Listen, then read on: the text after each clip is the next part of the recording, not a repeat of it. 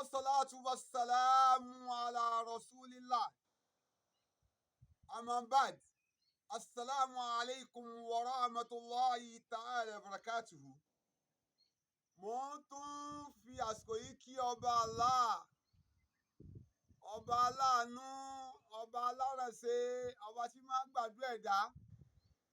Tẹ́kún bá jọ sẹ́dá, Ọlọ́run náà ni o. Tí bànújẹ́ bá sì dé náà, wallahi ọba Allah náà ni. Mo kí Ọlọ́run ọba tó tó kí, ọba tó tó kì.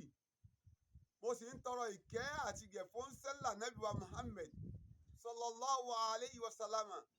Mo sì kí gbogbo ẹ̀yin umma ó sẹ́là Nábì wa Muhammad sallallahu alayhi wa sallam. Kí ọba Allah kí ó má ba ìkẹ́ ẹnìkọ̀ọ̀kan wa jẹ́.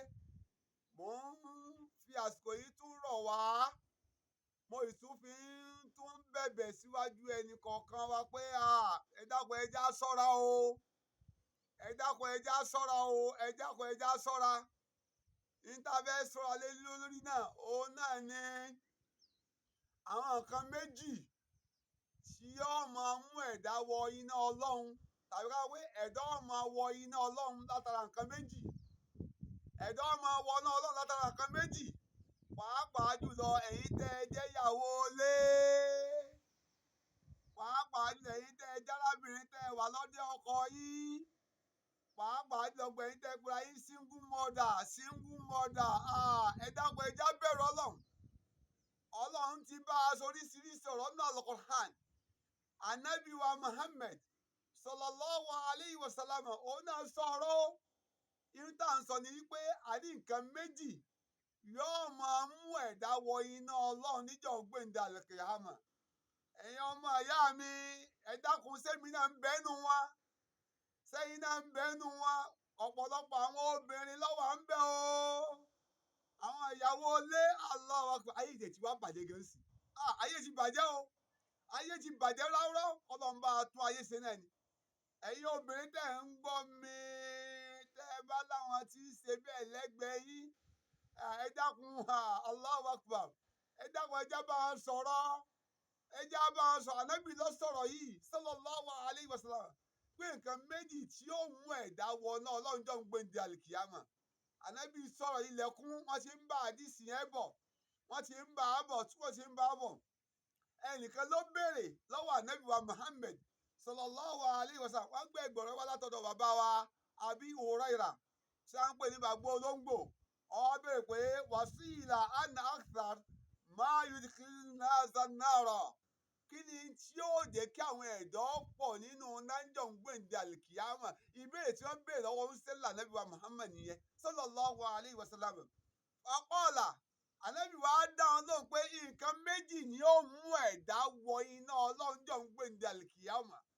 Ẹ̀yin bàbá tẹ́ ń gbọ́ mi, ẹ̀yin màmá tẹ́ ń gbọ́ mi. Ànábì wa dáhùn wípé ẹ̀yin náà yóò ń bọ̀ Ànábì tẹ́ wa. Ẹni sallallahu alayhi wa sallam.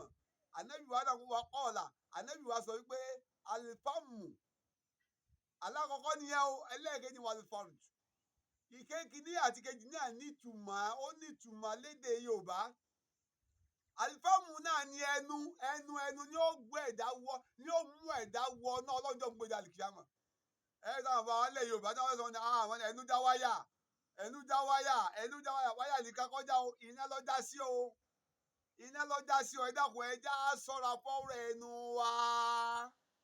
Ẹ já ṣọ́ra fọ́rọ̀ ẹnu wa. Ọ̀rọ̀ ẹnu ẹlòmíì ọ̀dá.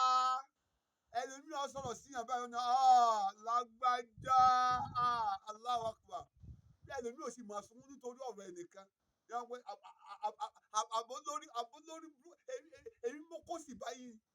Tí ìwọ tó wá lo sọ́gbọ̀n ẹ̀ ló fi wá lówó ni. Ìwọ tó lọ́lá sọ́gbọ̀n ẹ̀ ló fi lọ́lá ni. Ìwọ tó wà ní ipò kan táyé pé lágbájá di chief, di chairman, èèyàn mẹ́jọ bẹ́ẹ̀ nìkan, agbára rẹ kò fi débẹ̀.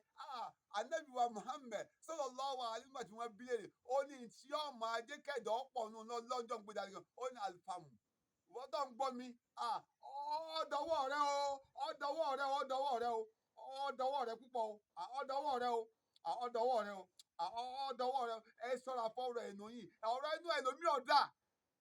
Ìwọ ìyàwó mi ọ̀mọ̀ bí èsì máa bọkọ rẹ sọ̀rọ̀. Bẹ́ẹ̀ lọkọ mi náà yóò mọ̀ ṣépè fáwọn ìyàwó rẹ náà ni. Ẹlòmíì ti bà bí iṣẹ́ rẹ̀ jẹ́ nítorí ọ̀rọ̀ ẹnu.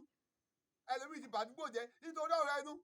ẹlòmíì ti Allahu Akbar ẹ dákun ẹja bẹ̀rẹ̀ Ọlọ́run o ìbẹ̀rẹ̀ náà dọwọ́ ẹnì kankan nípa pa àmọ́ sọ̀rọ̀ jáde ẹlẹ́ẹ̀kejì náà lẹ́yìn wàá dáhùn wípé ṣé yorùbá lẹ́yìn wa Muhammad sallallahu alaihi wasallam òun náà ni alfarju òun náà ni abẹ́ ìyá alágbájá bàbá tó bímọ fún tó ọkọ ọmọ fún kọ́ ni bàbá àwọn ọmọ rẹ̀ ọ̀tọ̀lẹ́ni tó lóyún ọ̀tọ̀lẹ́ni tó gbọ́mọ fún wọn náà bẹ̀rù Ọlọ́run ìyá yìí bẹ̀rù Ọlọ́run dọwọ́ ìbẹ̀rù Ọlọ́run dọwọ́ rẹ̀ bákan náà gbogbo ẹni tẹ́ kura yín single mother náà torí òṣìṣẹ́ ìṣe